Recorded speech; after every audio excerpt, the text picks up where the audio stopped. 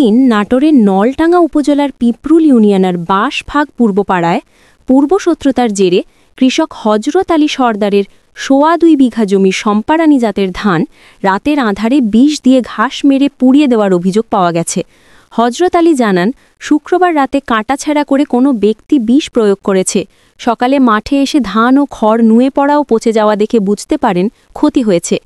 এলাকায় তিনি বছরে 40 থেকে 50 মণ ধান পেতেন। এ ঘটনার ফলে প্রায় 2 লাখ টাকার ক্ষতি হয়েছে। তাঁরা সন্দেহ করছেন, চাচাতো ভাই সিরাজুল ইসলামের সঙ্গে জমি বিরোধ থেকেই এ ঘটনা ঘটানো হয়েছে, যেখানে গত বছরও একই রকম হামলা ঘটেছিল। পিপরুল ইউনিয়ন পরিষদের চেয়ারম্যান কলিম উদ্দিন ঘটনা নিন্দা করে অভিযুক্তদের খুঁজে আইনের আওতায় আনার প্রতিশ্রুতি দিয়েছেন। কৃষি অধিদপ্তরের উপপরিচালক হাবিবুল ইসলাম খান বলেন, রসায়নায় ক্ষতিগ্রস্ত ধান সম্পূর্ণ নষ্ট হবে। আবেদন পেলে সরকার প্রণোদনা দেবে। নাটোরের পুলিশও জানিয়েছেন, অভিযোগ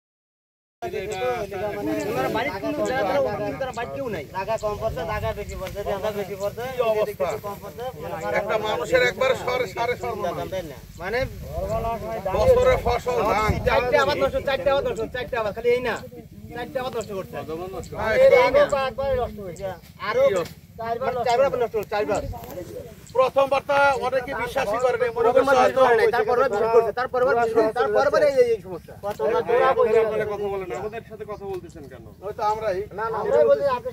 কি অবস্থা। আমরা কথা বলছি প্রথম মানে গত বছর ধান বেশি দূরে হয়তো ওষুধ দিয়ে হয়তো ভুলে ওষুধ দিছে, কিন্তু এখন দেখা যায় যে ভুলে ওষুধ বারবারই দেয়।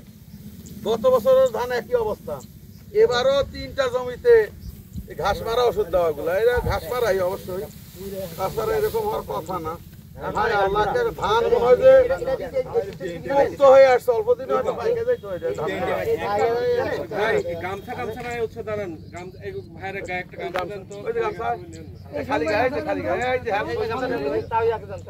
আর এটা শোল চুলকা বেললি গাছের সাথে সমস্যা নেই।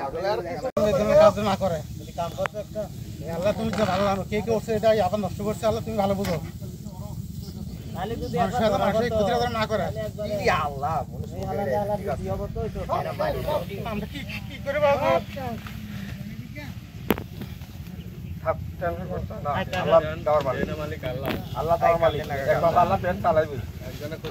ক্ষয়ক্ষতি করছে। আমরা কি করে চলবো? তাহলে আমাদের জোর থেকে দেখে কামটা করে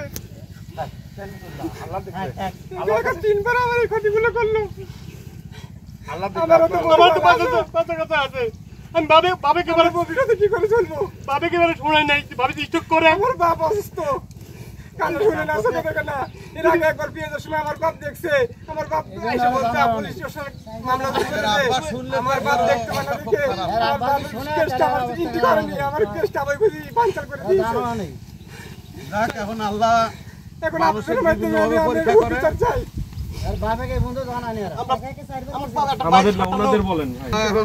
যেটা হয়েছে আল্লাহর কাছে এখন আল্লাহর কাছে বিচার দেওয়া ছাড়া, যেহেতু আমরা তো এখন দেখলাম ক্ষতি করবি না, আবার কে জানে এগুলা। এবার পরে যেন বড় ধরনের আল্লাহ না করে। কারা কিভাবে কি আমার সাথে গন্ডগোল হওয়ার পর ক্ষতিগুলো হচ্ছে। এর আগে আমার